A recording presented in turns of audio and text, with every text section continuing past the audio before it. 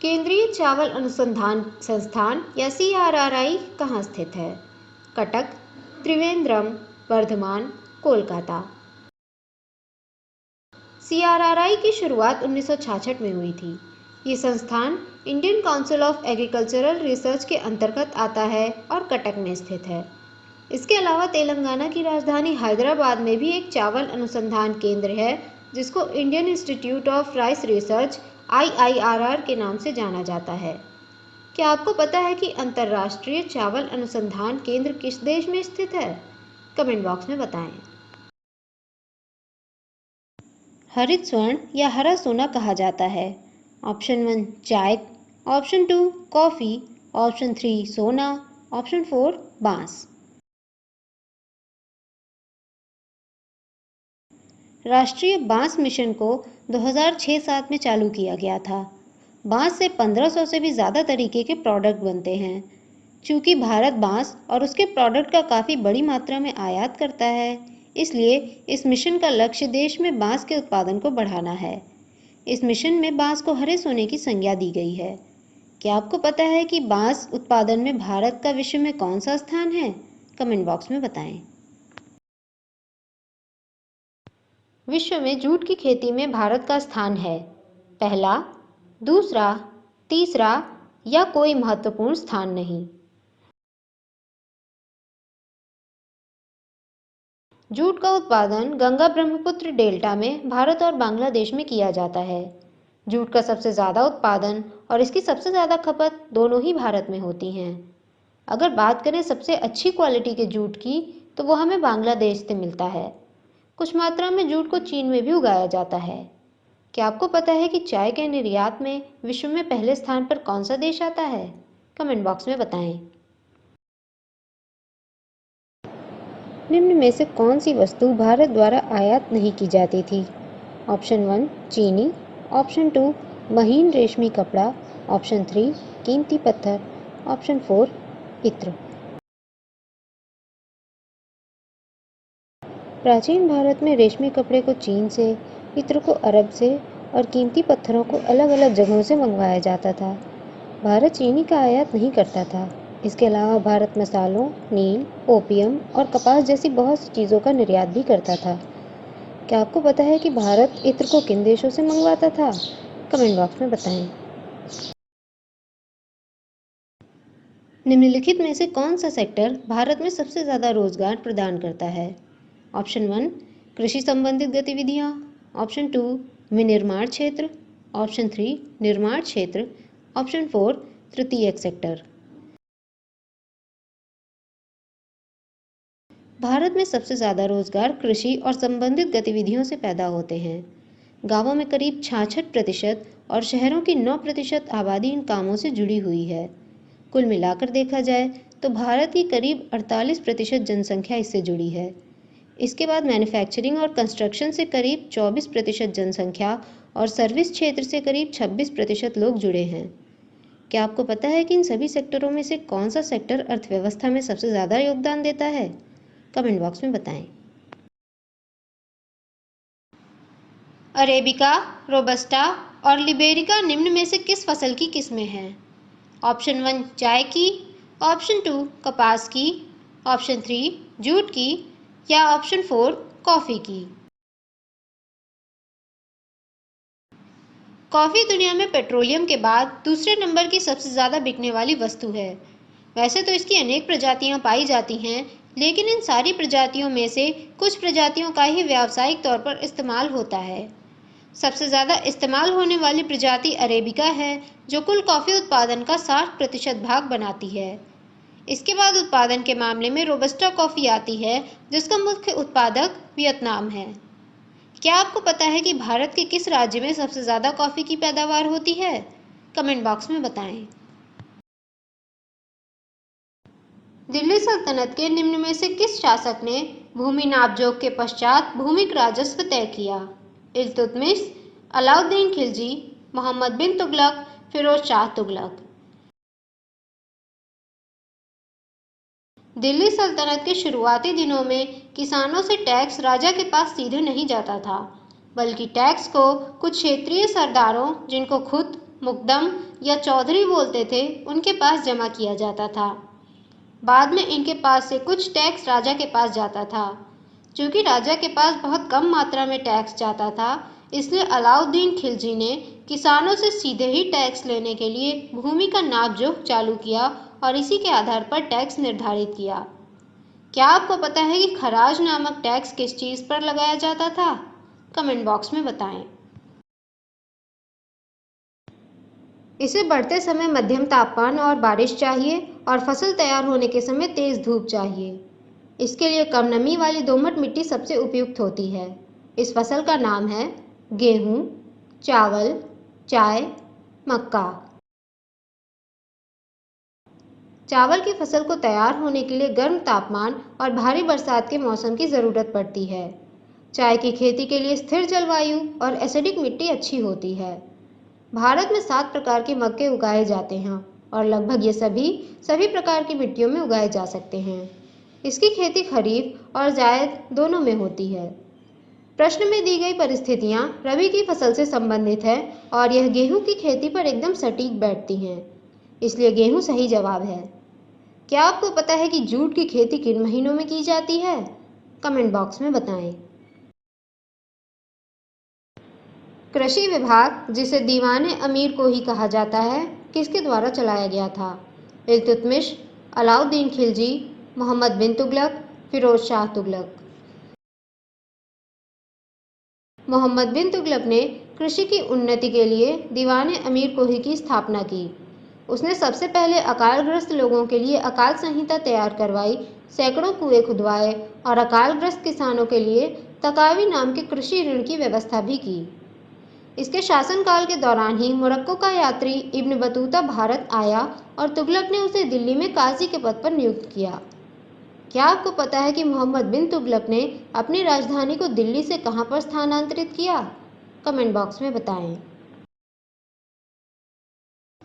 निम्न में से कौन सा संतुलित उर्वरक है? यूरिया, अमोनिया सल्फेट, नाइट्रेट, खाद। पौधों के विकास के लिए पौधों को मुख्य 3 पोषक तत्वों की आवश्यकता पड़ती है। ये 3 तत्व हैं नाइट्रोजन, फास्फोरस और पोटाश। प्रश्न में दिए गए पहले 3 विकल्प पौधों की नाइट्रोजन की आवश्यकता को पूरा करते हैं। अगर बात करें कंपोस्ट की, तो इसमें सभी प्रकार के पोषक तत्व उचित मात्रा में मिलाए जाते हैं, इसलिए ये संतुलित उर्वरक है। कंपोस्ट के अलावा बाजार में 10-10-10 उर्वरक भी आते हैं, जिनमें तीनों पोषक तत्व बराबर मात्रा में मिलते हैं।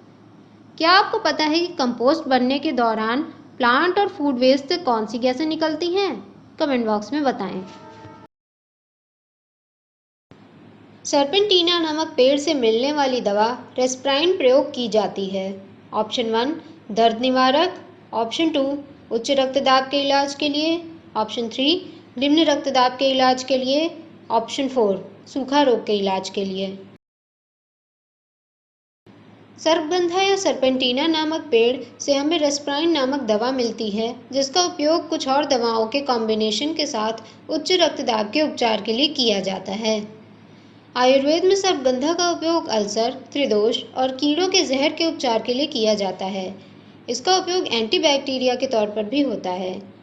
रेस्प्राइन का प्रयोग अगर उचित मात्रा में और उचित ढंग से ना किया जाए तो इसके कुछ हानिकारक प्रभाव भी होते हैं। क्या आपको पता है कि सर्पगंधा के पेड़ हमें किन इलाकों से मिलते हैं? कमेंट बॉक्स में बताएं। एक पेड़ की 2 शाखाएं 2 तरह की सब्जियां, टमाटर और बैगन दे रही हैं, ये कैसे संभव है? ऑप्शन 1 संकरण से, ऑप्शन 2 एक पौधे की कलम दूसरे में लगाने से, ऑप्शन 3 प्राकृतिक चमत्कार से, ऑप्शन 4 ए और सी दोनों से।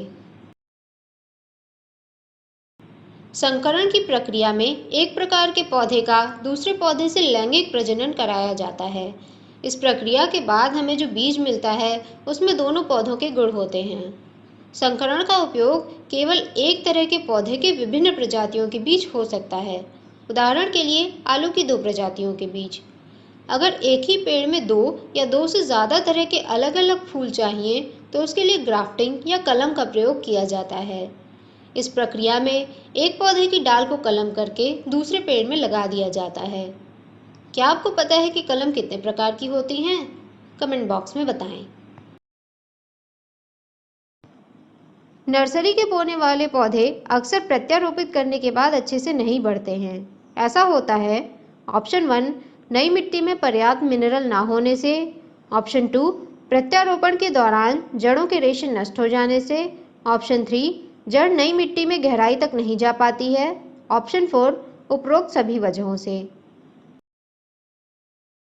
बहुत सी फसलों, खासकर फलों की खेती और सजावटी फूलों और पौधों की खेती में ये बहुत ज़रूरी है कि पौधों को शुरू से ही ध्यान देकर उगाया जाए और बढ़ाया जाए।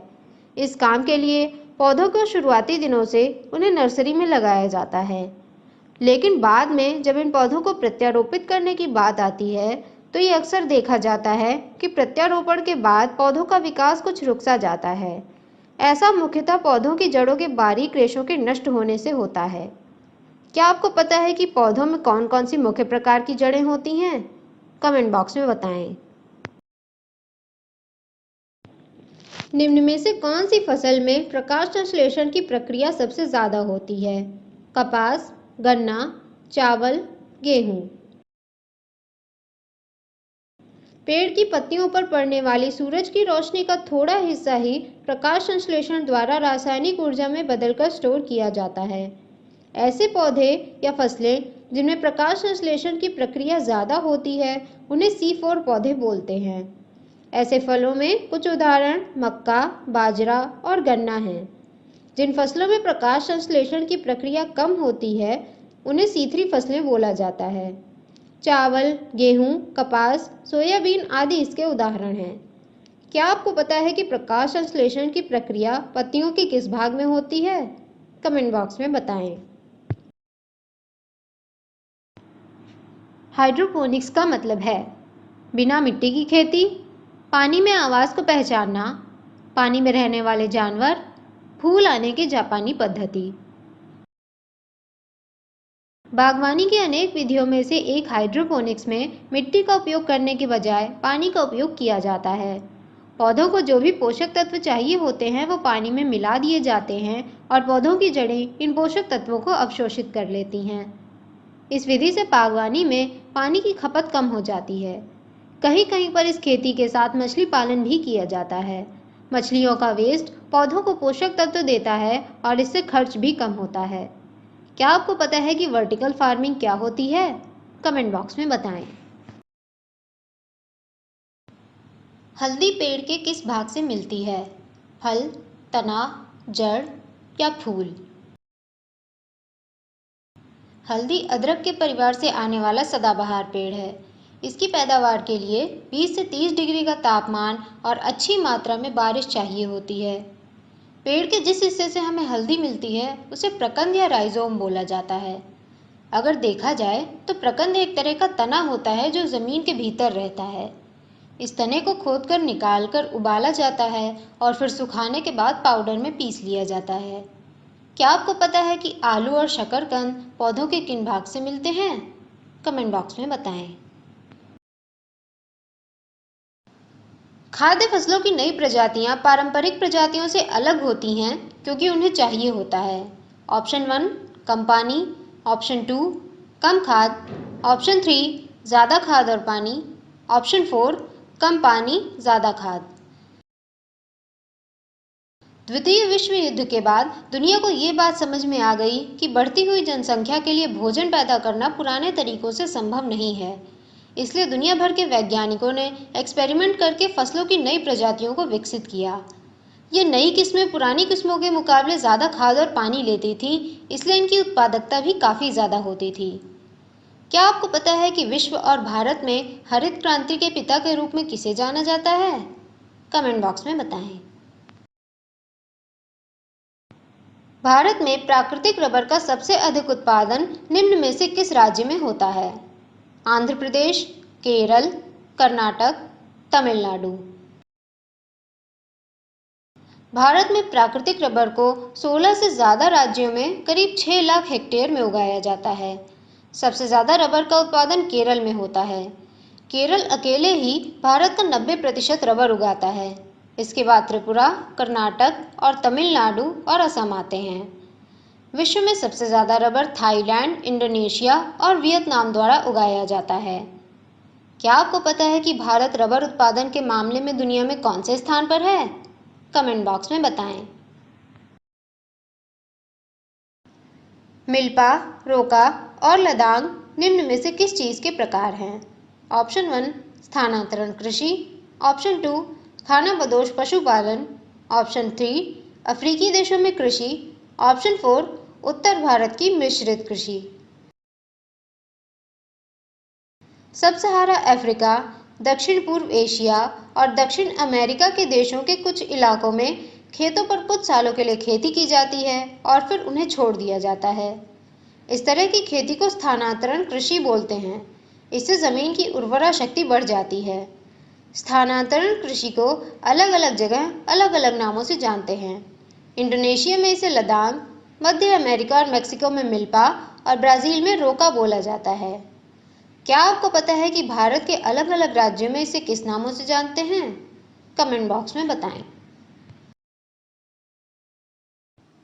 विजयनगर साम्राज्य में भूमि अधिकार के संबंध में कौन सा कथन सही है?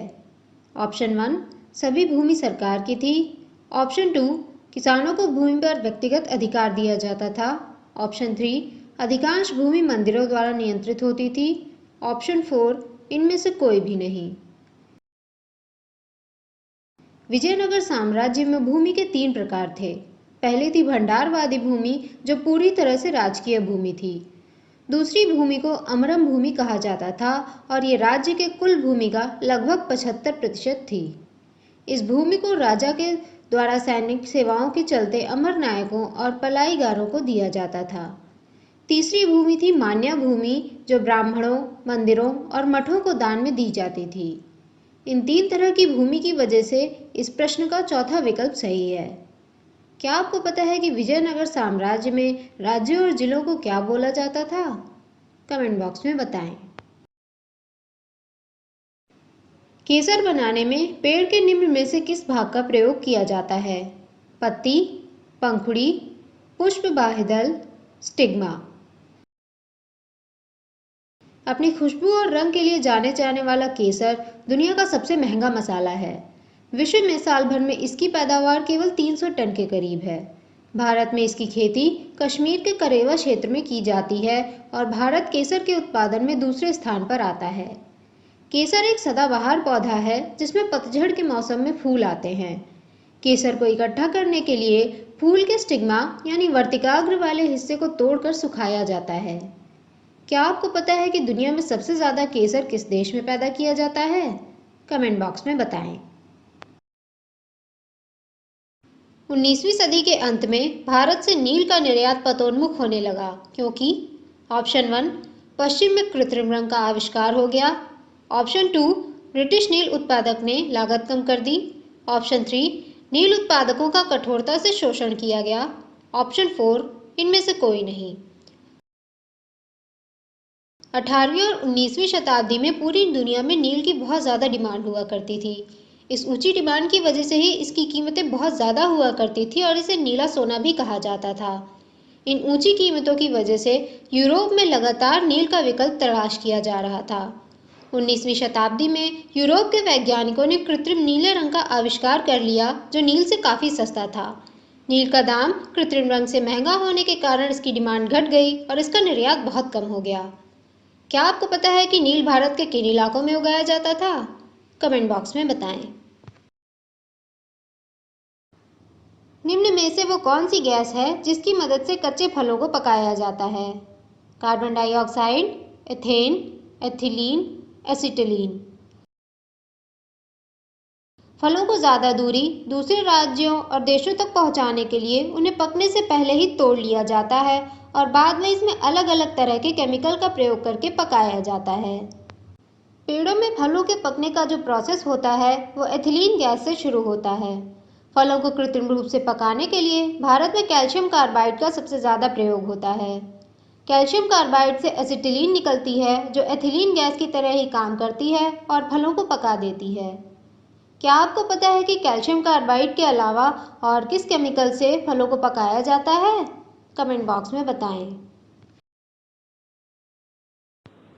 निम्न में से कौन सा पेड़ नाइट्रोजन का नियतन करता है? चावल, गेहूं, मटर, मक्का। वायुमंडल में नाइट्रोजन गैस बहुत स्थायी अवस्था में पाई जाती है। स्थायी नाइट्रोजन को ऐसे कंपाउंड में बदलने की प्रक्रिया जिससे कि पेड़ उन्हें आसानी से ग्रहण कर सके नाइट्रोजन फिक्सेशन या नियतन कहलाती है। नाइट्रोजन फिक्सेशन की प्रक्रिया मिट्टी में पाए जाने वाले अति सूक्ष्म जीव करते हैं जिन्हें डायज़ोट्रोफ्स कहते हैं। कुछ पौधे, खासतौर पर दाल की प्रजाति के पौधे, मिट्टी में मौजूद इन जीवों के साथ सहजीवन करते हैं। चूंकि मटर दाल की प्रजाति का पौधा है, इसलिए इनकी जड़ों में मौजूद बैक्टीरिया नाइट्रोजन का नियतन करते हैं। क्या आप जानते हैं कि इस प्रक्रिया में बैक्टीरिया किस एंजाइम का प्रयोग करते हैं? कमेंट बॉक्स में बताएं। निम्न में से कौन सा अनाज मानव निर्मित है और प्रकृति में नहीं पाया जाता? बौना गेहूं, संकरित मक्का, ट्राइटिकेल, सोयाबीन। संकरण या हाइब्रिडाइजेशन के माध्यम से नई प्रजातियां तैयार करने की प्रक्रिया के बारे में तो हम सब जानते हैं, लेकिन क्या होगा जब पूरी तरह अलग अलग पौधों को क्रॉस किया जाए? पोलैंड और जर्मनी के वैज्ञानिकों ने 19वीं शताब्दी में अच्छी उत्पादकता के लिए गेहूं और बीमारियों से लड़ने की अधिक क्षमता के लिए राई के पौधों को क्रॉस करके एक नई प्रजाति तैयार की। इस प्रजाति का नाम गेहूं और राई के वैज्ञानिक नामों को मिलाकर ट्राइटिकेल रखा गया। आज व्यावसायिक स्तर पर इस फसल का उत्पादन पोलैंड, जर्मनी, बेलारूस, फ्रांस और रूस में किया जाता है। क्या आपको पता है मटर के पौधों का संकरण का प्रयोग किस प्रसिद्ध वैज्ञानिक ने किया? कमेंट बॉक्स में बताएं।